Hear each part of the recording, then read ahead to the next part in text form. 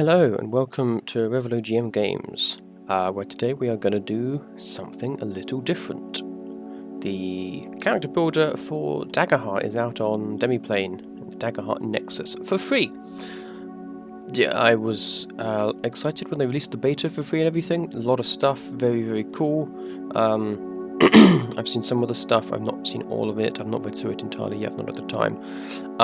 But I saw this was on Demiplane, I was like, well that's cool, but you've got to pay for stuff on that, and you know, that's fair enough, you've got to support the people making things, but I don't really need another subscription. But this is not that. This is free as well, for now, so, you know, that's very exciting. I figured we'd come and have a look at it, and build ourselves a character, and yeah, here we are. So it does give us information here, and by some I mean quite. I mean, this is all the information. It'll come out. It'll deal with that as we go along, I expect. But as we all know, game is still in active development. Rulebook has not been gone through by an editor yet. The balancing of adversaries is still in exploratory phase. Development of a modular setting system is still in the exploratory phase stage. Even art is subject to change. Release new updates periodically during the open beta test cycle, and you can stream your games even though you are in beta. This kind of comes up to that to a certain extent. It's not a game that we're streaming. I might stream one at some point, again, time depending, but yeah, I've just got to make it very clear that this is the Daggerheart playtest. It's not Daggerheart, because there might be a very different product to what we have presently. We will see. So, getting started, I am not going to choose a portrait because that locks me into something a bit too specific, but it's still cool that you've got all these options here. I do kind of love the frog one, it's very cool. I don't know what character name or, you know, the pronouns they're going to have yet. That seems like an odd way around to do it, honestly. I've not got that kind of choice, but I'm assuming I can come back to it. We'll find out. I can. Cool. There we go. So, choosing an ancestry and a community, much like in Pathfinder, an ancestry and a heritage. In Daggerheart, you're not asked to pick a specific language for your character. Languages for your character. This game assumes that everyone speaks a common language, which is fair enough, and that sign language is widely understood across cultures and communities. You wish it was in real life, but yeah, I guess that also helps with, even if you don't speak the same language, you can still get ideas across. If you like specific regional languages in your campaign, talk about it with your table. Yep, sure. Ancestries represent the lineage of a character that affects their physical appearance. That being said, any character might also possess characteristics that do not fall within standard or average within an ancestry. Each individual with an ancestry will also have viewed the world from a different perspective. One elf might have quite large ears in relation to their siblings, but a firbolg could find them proportionally small compared to their own. Yep, so we're talking about lots of variety and difference and diversity between even people of the same ancestry, which, if you look at people in real life, is, yeah, this is true. You also notice that within the world of Daggerheart, the term people is used to refer to all ancestries. They each possess unique characteristics as well as personhood. Sure. We're really clarifying everything here. Community describes the culture or environment your character grew up in. Less likely they were a member of numerous communities during their upbringing. Very true. This choice likely represents the one they feel influenced their personality and skill set the most. It's nuanced, yeah, one thing's different where we don't we get it. Sure, so good to know. When you build your character, you may be inspired by the details on communities from different ones you've chosen to play. As always, this aspect of the game is meant to be utilized in the way that best serves your group's game. Each community has a community feature, much like you have an ancestry feature as well. Yeah, cool. So that's a lot of detail about what these things are and what they mean. I'm picking and choosing the things I read. I don't think you need me to read the whole everything, and you can read it yourself if you wish. But yeah, ancestry. We're gonna be a clank. I like that it's called a clank. I like Ratchet & Clank a lot. It's a clank. It's a robot guy. Doesn't have to be metal. Could be wood, stone, clay, like they say, to kind of resemble humanoids, but they are sentient mechanical beings. I do have a player playing in a 5e game that I'm still running because I started it and it'd be difficult to convert a Warforged automaton kind of guy, which is a lot of fun. Like a very powerful librarian, wizardy kind of guy, which has made me always quite enjoy them. I've had a few of them in games I've run. Obviously this is not quite the same, but it's a similar line. Clanks are sentient mechanical beings built from such materials as metal, wood, stone, and clay to resemble humanoids, animals, or inanimate objects. And you get purposeful design, decide who you were created by and for purpose. When you generate your experiences at character creation, choose one that reflects this purpose and add a +1 to it. Makes it even better. So yeah, I don't comment how experiences work. I think like specific situations that you come up with a name for, which allows you to utilize that modifier in situations that can apply to, as long as your GM agrees. So let's have a look through the others anyway. We are going to go the clank, but we've got a daemon, descendants of fallen gods, Nephilim kind of thing, Dracona, wingless dragons, dwarves, elves. We know what those are. Fairies, fawns, curving horns, Mr. Tumnus-esque. Furbolgs are still furbolgs. They're not OGL stuff. They're just a race that exists. I didn't think they were firebogs for the longest time, and so their look confused me, but it's just I could not read. Fungrials are mushroom kind of humanoids, which is a lot of fun. That's very cool. Galapa, like Galapagos, they're anthropomorphic turtles, like the turtle. Giants are a giant. 1 to 3 eyes. It's kind of fun. But yeah, can be pretty big then. Don't necessarily. It's not just a Goliath who's like big-ish, but it's very big. Goblins, we know them. Halflings, humans, we know those too. Katari are kind of like cats. Cat-ari, sure. Orcs, rabbits, frogs, and simia are anthropomorphic monkeys and apes and similar. Prehensile feet, so very cool. Okay, so we've got a cat race. We've got a dog race, not a dog-ari or something like that. But yeah, anyway, we're going to go with the clank ancestry. Community next. The word born comes up a lot here. Highborn, community part of life of elegance, opulence, and prestige. Lawborn, brought up in a place favoured strong academic or political thought, skill, mindedness. Orderborn, place of discipline and faith, upholding a set of rites, religious things. Ridgeborn, rocky peaks and sharp cliffs on the mountainside. Seaborn is near a large body of water. Slyborn, going up in the underbelly of society, surrounded by criminals and con artists. Underborn, from a subterranean society. Wanderborn is a nomad, not having a permanent home, travelling. And Wildborn, raised in a deep clan deep within a forest kind of community. We're going to go with the Slyborn. That maybe again, community isn't just the one thing, but at some point we were found and kind of reprogrammed to assist with less than legal practices potentially, and such things like that. So the Slyborn, you get Scoundrel. You have advantage on any rolls where you're negotiating with criminals, detecting lies, or finding a safe place to hide. Very well. So that is the heritage and the community done. Next is our class.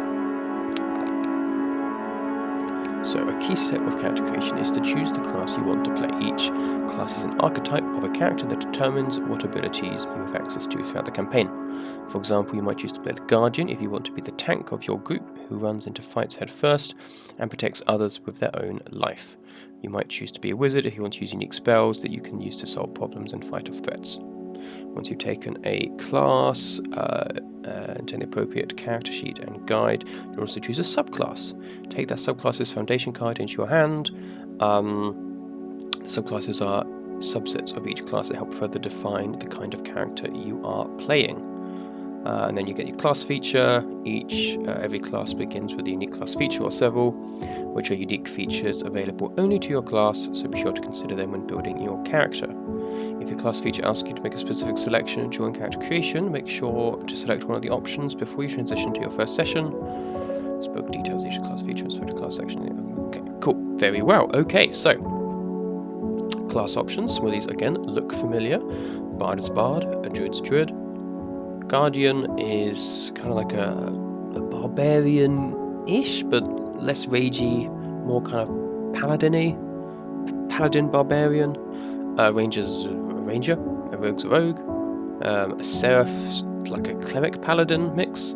Sorcerer seems like a sorcerer, kind of maybe more of a dark reflection, more on the roguish side of magic. Whereas you've got wizards who are more on the flamboyant kind of side of magic in this instance, and a warrior who's the classic fighter kind of type. So that's what 1, 2, 3, 4, 5, 6, 7, 8, 9. I'm assuming they're going to do more. They've all got these options tied to them as well. But they don't all come up twice, like Codex and Splendor. Grace and Codex, Sage and Arcana, Splendor and Valor. I don't think Arcana. No, Arcana does come up there. I could go through and probably check these all, but yeah, I'm assuming there will be more as they go on. 9 it's not a bad number, but there's definitely more to do there. But again, open beta. I'm sure we're going to get more as we progress. We, I think, are going to go with a sorcerer. Arcana and Midnight. Rogue is obviously the obvious option, with it being like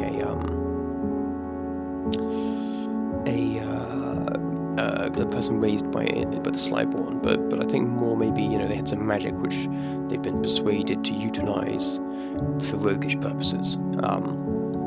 That kind of idea. So we're gonna go the sorcerer, who has a starting evasion score of 9. That does not seem very high, and cannot take hits very much. Damage thresholds are, up until that point it's like 1 damage, and then up to 3 it's 1, up to 8 it's 2, and up to 13 it's, I think, 3 or something like that, and you don't have much actual quote-unquote health.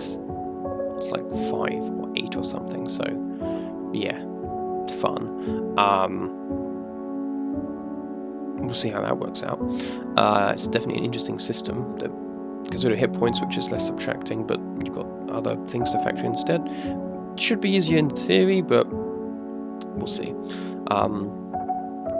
So yes, within this you get Arcane Sense, which is you can sense the presence of magical people and objects when you're close to them. Cool. Like magical objects that you might want to be pinching. Minor Illusion. Make a spellcast roll of 10. On a success, you create a minor visual illusion no larger than yourself within close range that is convincing to anyone in range, far range or further. Which, again, can be used to create alibis or distractions, things like that. Channel Raw Power. Once per long rest, you can place a domain card from your loadout into your vault to choose either gaining a hope equal to level of the card, or adding magic damage equal to twice level that card to a spell you've successfully cast. So you can essentially reduce your options to gain a temporary buff of power in some respect. I don't quite remember how hope works, but I'm sure I'll find out. Subclass options. As a sorcerer, you choose between the following 2. Primal, I want to modify your spells in powerful ways in elemental, which is elemental magic. We're going to go with primal. So let's click on class.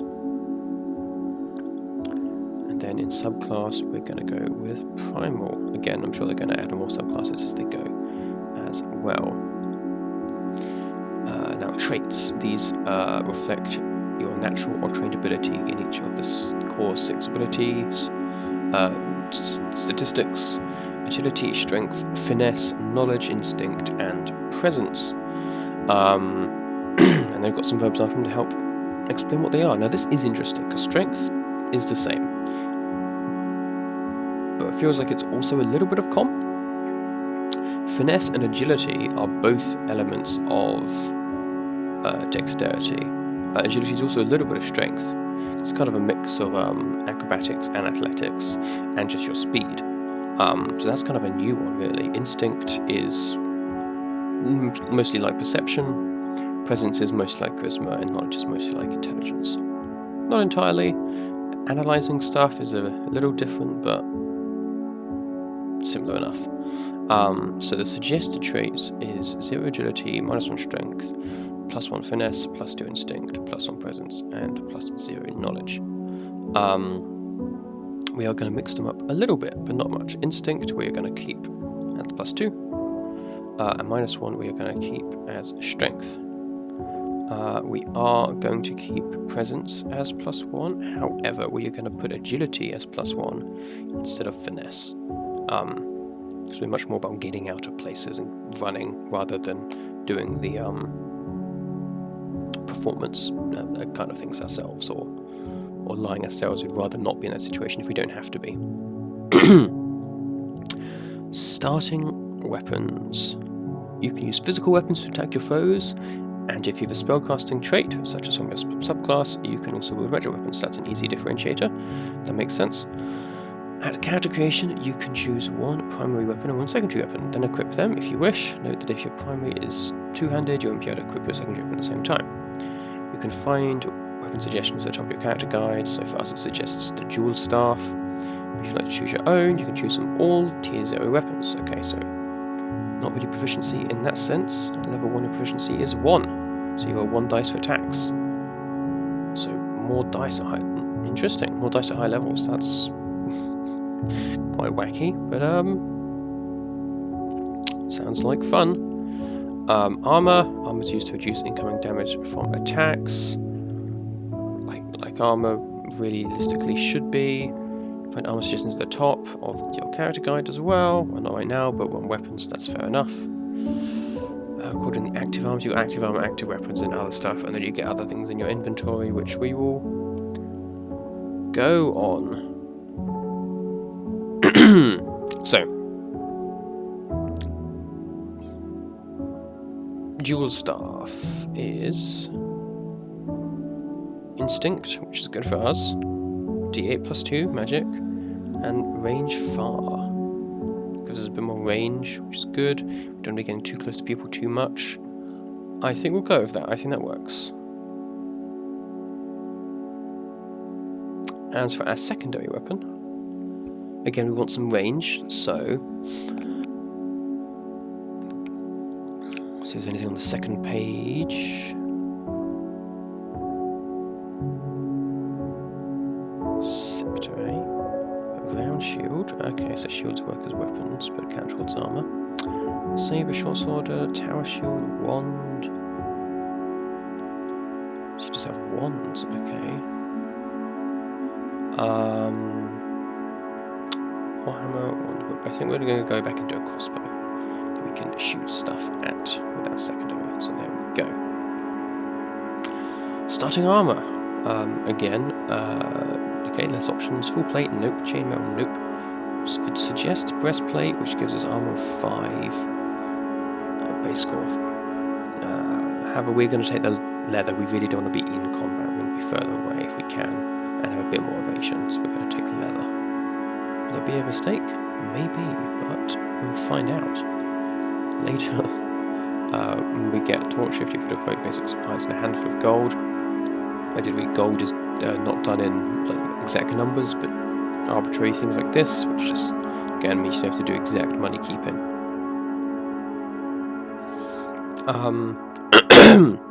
Okay. So, we can then have a minor health potion or stamina potion. I think stamina is more used for spells and stuff and abilities. Health is for healing. We do not have that much health, but hopefully we're not going to get hurt that much, so we're going to go stamina. And we don't really have a family, so go Whispering Orb. I don't know what that is, and it doesn't tell me yet, so... But yeah, Whispering Orb makes more sense. Anyway. And then finally, the domain deck cards. Domains are the core building blocks of a class in Daggerheart. In the core book, they consist of Arcana, Blade, Bone, Codex, Grace, Midnight, Sage, Splendor, and Valor. So maybe 9 is the most we can make with those actually then. Each domain has a domain deck, a deck of cards that contains a set of abilities and spells with a central theme of focus. And you get a class by combining 2 of them. So Rogue is Midnight and Grace, Druid is Sage and Arcana, Warrior is Blade and Bone. And this combination is noted on the top of your character sheet, and the colours and symbols are found on your class foundation card. To create a new character, look at all the level 1 cards in the 2 domains and choose 2 of them. And everyone has shared domains. Okay. So, these are our options. Pick and Pull, Rain of Blades, Rune Ward, Uncanny Disguise, Unleash Chaos, and Wall Walk. Okay, so you can spend tokens from this card to unleash energy against the target. It's kind of cool, but I think the options really are going to be Pick and Pull. Kind of makes sense. You advantage on any attempt to pick locks, disarm traps, or steal items. Rain of Blades is very fun. It's very fun. You spend 2 hope to conjure throwing blades to strike any enemies close to you. You don't want to be getting too close to things. So Pick and Pull is kind of cool, but again, it's more other traits that we can do. We can gain hope from one of our other abilities, so that's kind of useful. I think Wall Walk is very useful. It allows us to touch someone and they can easily climb walls and ceilings as if it was the ground. Ends after 10 minutes when you cast it on another creature. I quite like that. I think for us and for other people in our party, or our previous roguish friends, they would have quite appreciated our ability to do this. And then which is the other one? Rune Ward, Fuse Magic, Protector Token, Help Ward.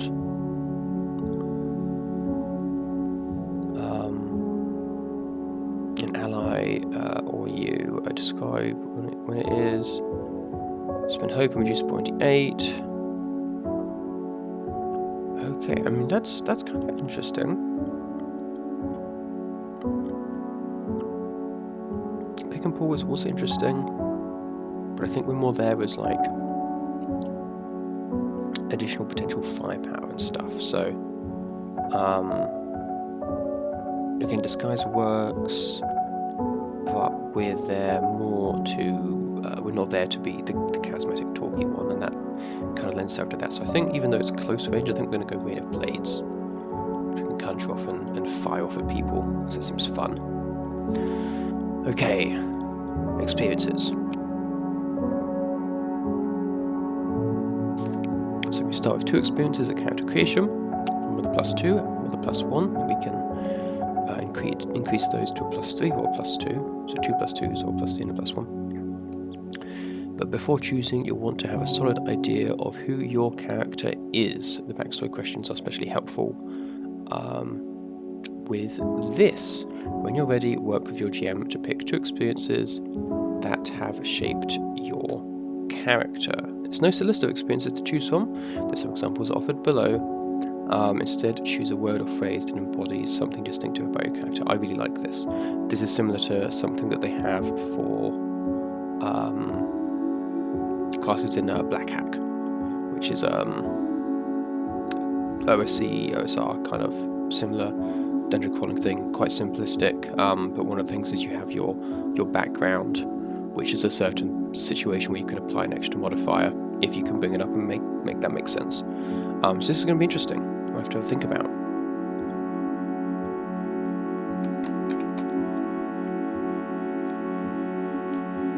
Okay, so here we go. In Daggerheart, your experience is one of the core ways you'll express your character's backstory and expertise to mechanics, and experience is a word or phrase. Yeah, so that's a refresher of that again. I think I had the provider to do a little break there. So choose your description. Do I have this kind of decision making in my head right now? Inconspicuous is probably a good start. Eyes like endless ocean. Okay. Honestly, I'm gonna kind of just pick up on these. So at night they are dark, they're black, they're just robot clank. So, yep, just black eyes.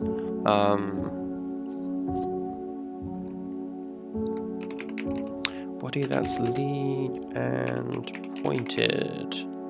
It's quite tall, lean, but quite pointy at the ends. It's also poetic. Oh my gosh.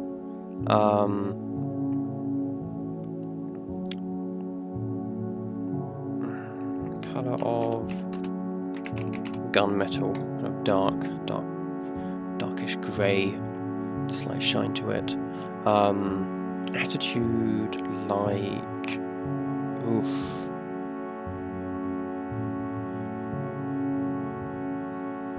I don't.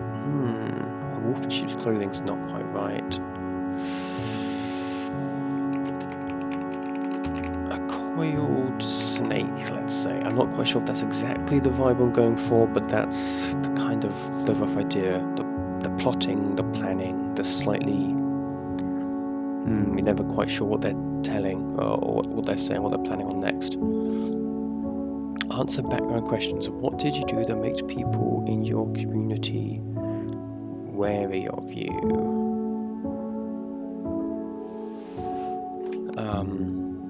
Okay.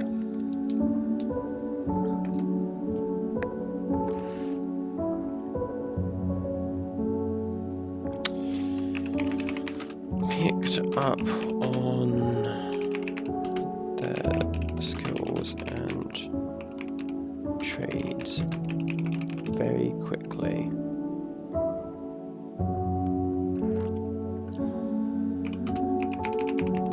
With the wider community that they may be out of a job, or if off on my own, they would have serious competition. You picked up some of the rogue skills very quickly. It has the abilities, obviously, to climb walls and things, and to create illusions and stuff, which can be quite useful. And having someone else be able to do that is who's not no longer working for you, that gives them quite a lot of power, which can be difficult. Who finally taught you how to control your magic bursting forth from you, and why are they no longer able to guide you? One of the other themes in the community knew a little about sorcery and magic, and helped guide our powers in a new, more constructive direction. They have since been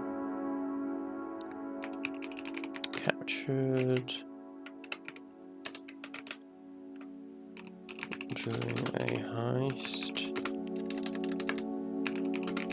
and are now in prison, though we know not where. That says we. And finally, you have a true fear you hide from everyone. What is it and why does it scare you?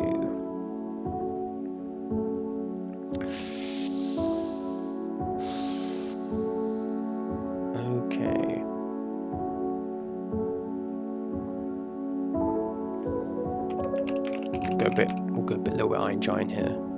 Sometimes you have dreams of what you were before.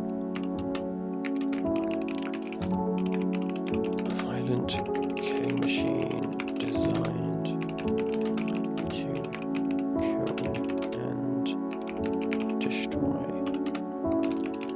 You worry that somewhere deep inside that core programming remains. Okay.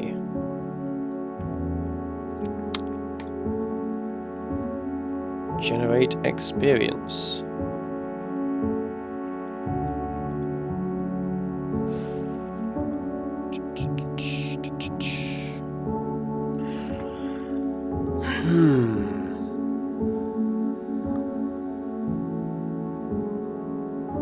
Here we go. So yeah, backgrounds like bodyguard, con artist, merchant, noble, scholar, thief, medical historian. Skills like barter, repair, tracking, quick hands, incredible strength. Shipwreck family, I'll let you down. Street doctor. Oh, what should we put in these? These are tricky. Well, we've got a whole rogue adjacent situation.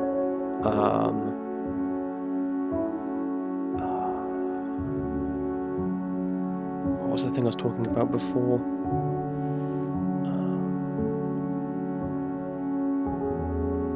Alibis. Alibi maker. Alibi maker's quite specific, though. I mean, you're good at covering for people.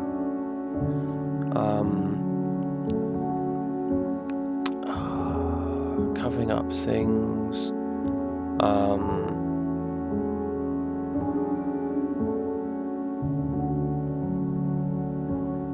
Cover stories. This is tricky. I'll have to have a think. I'm going to cut out some of my just random rambling thoughts here.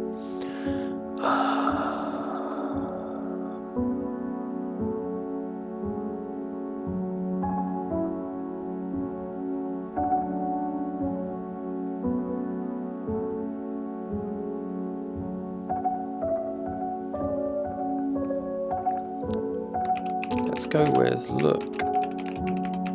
A distraction. Should we use with their minor illusion? They're not particularly good at talking, but you know, I'm sure they can make something work with that.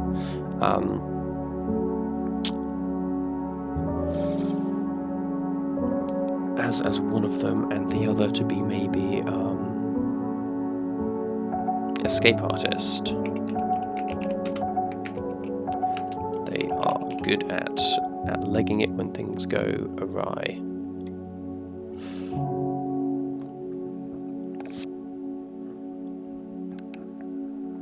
Now, yeah, we get to have an extra point in one of these.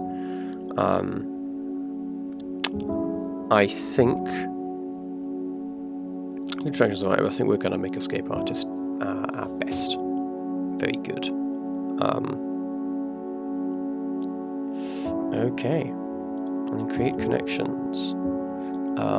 So this requires a party, which we do not yet have. So for now, we are done. We're not doing any level ups. We're staying there for now. So we'll save our changes. Let's have a look at the character sheet. See how easy we find it to understand, and so on. and so forth. So, okay.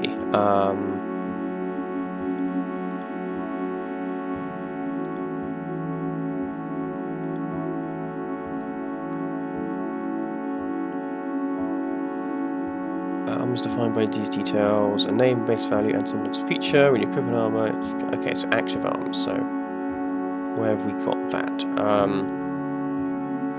So what else stuff here? Domain effects. We've got our wall walk spell and our rain of blades spell. We've got channel of power, minor illusion, which we get +2 to that roll. Arcane sense. Primal instinct of spellcasting, ancestry, and a slide warner down there. Look at distraction, +1, escape artist, +3. Got our hope up here that we can use and things. And yeah, minor, major, and severe, marking hit points. So we need to set up our equipment. I thought it would have done this, but it did not. So, gold, you got handfuls, bags, chests, swords, and fortunes. That's very cool. So we're going to activate our light armor and our dual staff. We can't put up our crossbow because obviously we've got that already. And Whispering Orb. What is the Whispering Orb? I just don't know what the Whispering Orb is. No, it just doesn't tell me anywhere. Okay, I'll find that somewhere, I'm sure. Or it's just an orb that whispers to me, I suppose. So now we've got it. Okay, we've got armor of 3. 3 armor slots. That's the max we can have.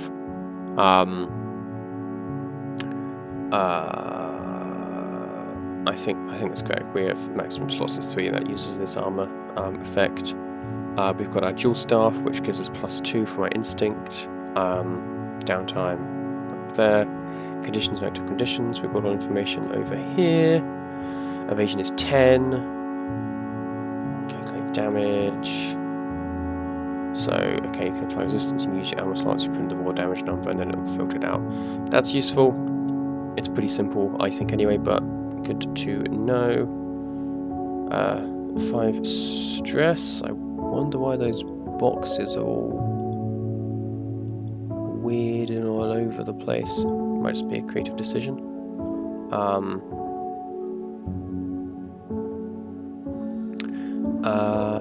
Calculate damage. Active weapons is over here. We've got our proficiency marks down there. Our level over here. Okay, there we go. Yeah, that's pretty easy to understand. Details we've got here. I'll come up with the name and stuff eventually. We've got connections. We've got our experiences. Feedback is just for actual feedback of the game, and journal is for additional note taking. And there we go. Okay. Sorted. Inspired hero. Yeah, I'll on him eventually. What do we have in downtime, I wonder? Okay, short resting and long resting and things like that. Working on a project, sure. Okay, awesome. Well, there we go. That is our character created. I wish I'd come up with the name of them. Something to do with being sneaky and metal, probably. It's something to do with like a knife or something. I don't know. There's something in there. There's something there. Not just dagger. Dagger's a bit too on the nose, but kukri maybe something like that. Yeah. But we'll leave this one here. So yeah, that was interesting. That was very easy to do and understand. A couple of the little bits and pieces make more sense once you've pressed on and got a bit further with a bit more context. But all in all, very nice and simple. We're interesting to mix this with some of the other players' abilities down the line. How you can combine them together. That'll be a lot of fun to do that, discuss how everyone knows each other, that kind of stuff. But yeah, we'll leave this here. Hope this has been interesting. Daggerheart open beta's out. I'll put the link to download it all, if it's still there, down in the comments below, the description below, or it'll be up in the corner. It'll be somewhere. Thank you for listening, and we'll see you next time. Goodbye.